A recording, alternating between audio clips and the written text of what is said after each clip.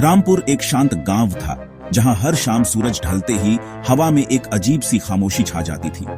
यहाँ के लोग अपने छोटे छोटे घरों में सुकून से रहते थे, लेकिन गांव के एक कोने में छुपा था एक ऐसा रहस्य जिसने सबकी नींदें उड़ा रखी थीं। गांव के छोर पर एक प्राचीन काई से ढका कुआं था, जो दिन में तो आम सा लगता, लेकिन रात होते ही डरावना रूप ले लेता। उसकी दीवारों पर उगी काई और उसके चारों ओर फैली वीरानी ने उसे और भी रहस्यमय बना दिया था। हर 13वीं रात को जब चांदनी हल्की होती और गांव पर साया सा छा जाता, कुएं की गहराइयों से एक दिल दहला देने वाली चीख गूंजती थी। यह चीख इतनी भयानक होती कि सुनते ही गांव के लोग अपने घरों में दुबक जाते। सालों से उस रात कुएं के पास जाने वाला कोई भी इंसान बिना किसी निशान के गायब हो जाता था। न कोई आवाज, न कोई सुराग, बस एक रहस्यमयी खामोशी रह जाती थी।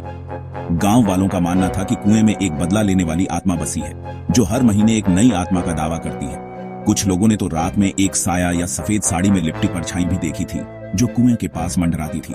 समय के साथ कुआं ओवरग्रोन और अबैंडन्ड, डर और रहस्य का प्रतीक बन गया। उसके चारों ओर उगी जंगली घास और काई ने उसे और भी डरावना बना दिया था। अब तो किसी की हिम्मत नहीं होती थी कि उसके पास जाए। कुएं तक जाने वाला रास्ता भी खरपतवार और जंगली घास में पूरी तरह खो चुका था, मानो गांव ने खुद उसे भुला दिया हो। हर 13वीं रात गांव वाले अपने घरों के दरवाजे मजबूती से बंद कर लेते और सुबह होते ही भगवान से प्रार्थना करते कि यह डरावना सपना कभी तो खत्म हो। लेकिन कुएं की फुसफुसाहटें अब भी हवा में तैरती रहती थीं। गांव के दिल में डर और रहस्य की कहानी छोड़ जाती थीं। राहुल, एक क्यूरियस यंग मैन, ने उस लेजेंड को स्वीकार करने से इनकार कर दिया। उसका दोस्त मीरा, पुरानी कहानियों में समझदार, ने उसके स्केप्टिसिज्म को सावधानी के साथ संतुलित किया। साथ में उन्होंने 13वीं रात को कुएं का सामना करने का फैसला किया। सच्चाई अनकवर करने के लिए दृढ़ थे। राहुल ने एक रस्सी और लालटेन तैयार की। मीरा अपनी दादी से एक प्रोटेक्टिव चैंट लेकर आई थी। उन्होंने एक दूसरे की रक्षा करने का वादा किया, चाहे कुछ भी हो। जैसे ही ड्रेडेड रात करीब आई, उनका संकल्प और मजबूत होता गया। गांव में चेतावनियों की फुसफुसाहट थी, लेकिन राहुल और मीरा दृढ़ रहे। वे एक साथ अंधेरे का सामना करेंगे। 13वीं रात आ गई और गांव की गलियां एक रहस्यमय सन्नाटे में डूब गईं। हर घर की खिड़की बंद थी, जैसे सबको किसी अनदेखे डर का एहसास हो। दूर कहीं उल्लू की आवाज गूंज रही थी और हवा में एक अजीब सी बेचैनी थी। चिलिंग साइलेंस में लिपटी हुई रात, हर कदम पर डर की परछाई थी। गांव के लोग अपने घरों में दुबके हुए थे। कोई भी बाहर निकलने की हिम्मत नहीं कर रहा था। लेकिन राहुल और मीरा डर को चीरते हुए कुएं की ओर बढ़े। उनके कदम धीमे थे, लेकिन इरादा मजबूत था। हाथ में लालटेन थी, जिसकी हल्की रोशनी उनके डरे हुए चेहरों पर पड़ रही थी। दिल तेजी से धड़क रहे थे, लेकिन वे रुके नहीं। जैसे ही वे पास पहुंचे, ठंड और डीपनिंग हो गई। कुएं के चारों ओर एक हवा घूम रही थी, प्राचीन दुख फुसफुसा रही थी। पत्ते सरसराने लगे और ऐसा लगा जैसे कोई अदृश्य शक्ति वहां मौजूद हो। वे कुएं के किनारे पर खड़े थे, इंतजार कर रहे थे। मीरा धीरे से अपनी चांट दोहरा रही थी। उसकी आवाज में एक अजीब सी शक्ति थी, जो डर को चुनौती दे रही थी। अचानक कुएं से एक चीख निकली, असहनीय एगनी की आवाज। वह चीख इतनी तेज थी कि रात की नीरवता चीर गई। राहुल लड़खड़ा गया, उसकी सांसें तेज हो गईं। वह पूरी तरह ओवरवेल्म्ड हो गया, जबकि मीरा का चांट और मजबूत होता गया। उसकी आंखों में डर नहीं, बल्कि जिद थी। चीख एंडलेस लग रही थी, रात और उनकी आत्माओं में गूंज रही थी। हर कोना, हर पेड़ उस आवाज से कांप उठा।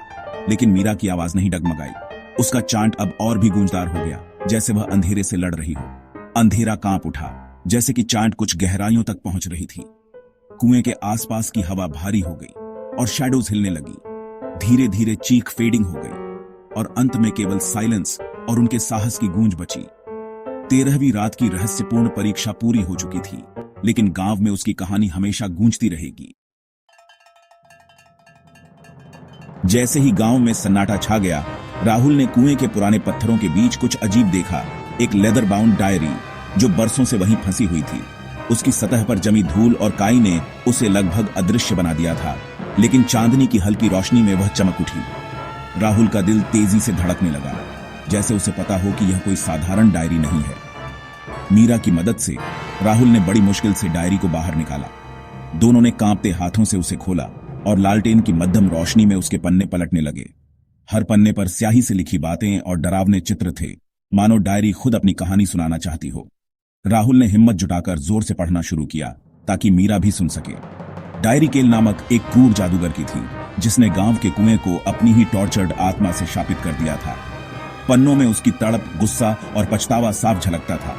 उसने लिखा था कि उसकी आत्मा कभी चैन नहीं पाएगी जब तक उसके पापों का प्रायश्चित न हो जाए। डायरी में यह भी लिखा था कि उसके द्वारा सताए गए लोगों की आत्माएं कुएं में फंसी हुई हैं। उनकी चीखें रात के सन्नाटे में गूंजती हैं और हर पूर्णिमा को उनकी पीड़ा और बढ़ जाती है। केल की मासिक चीख उसकी अपनी एंडलेस एगनी का प्रतीक बन गई थी, जो गांव वालों को डराती थी। डायरी कन्फेशन और रिलीज के लिए एक करुण प्ली थी। केल ने लिखा था कि अगर कोई उसकी कहानी पढ़े और सही शब्द बोले तो शायद उसकी आत्मा और बाकी पीड़ित आत्माएं मुक्त हो सकती हैं। राहुल और मीरा के हाथ कांप रहे थे, लेकिन वे जानते थे कि यह मौका अनोखा है। जैसे ही राहुल ने डायरी का आखिरी पन्ना पढ़ा, कुएं से एक शैडवी फिगर उठने लगी। उसकी आंखें गहरे लाल रंग में चमक रही थी, उनमें गुस्सा और मैलिस साफ दिख रहा था। हवा अचानक भारी और ठंडी हो गई, मानो समय थम गया। वह डरावनी आत्मा धीरे धीरे राहुल की ओर बढ़ने लगी। उसके आसपास की हवा इतनी ठंडी हो गई कि दोनों की सांसें धुआं बनकर बाहर आने लगी। गांव का माहौल एकदम डरावना और रहस्यमय हो गया। डर दोनों को पूरी तरह जकड़ने ही वाला था, लेकिन तभी मीरा को अपनी दादी द्वारा सिखाया गया एक प्राचीन सुरक्षात्मक चांट याद आ गया। उसकी आवाज कांप रही थी, लेकिन उसमें उम्मीद की झलक थी। मीरा की आवाज गूंज उठी। रिलीज और फॉरगिवनेस के शब्द चांटिंग कर रही थी। शैडो पीछे हट गया, हर शब्द के साथ कमजोर पड़ता गया। एक अंतिम दुखद चीख के साथ वह कुछ भी नहीं में घुल गया। सुबह हुई और राहुल और मीरा ने गांव के साथ डायरी की सच्चाई साझा की। डर की जगह समझने ले ली। गांव वालों ने कुएं पर रिलीज की एक सेरेमनी की। एक कोमल हवा ने ग्रेटिट्यूड फुसफुसाई। जैसे ही शाप हटा दिया गया, 13वीं रात तब से चुपचाप बीतने लगी। रामपुर का कुआं आखिरकार शांति में था। उसकी कहानी साहस और आशा की एक कहानी के रूप में याद की जाती है।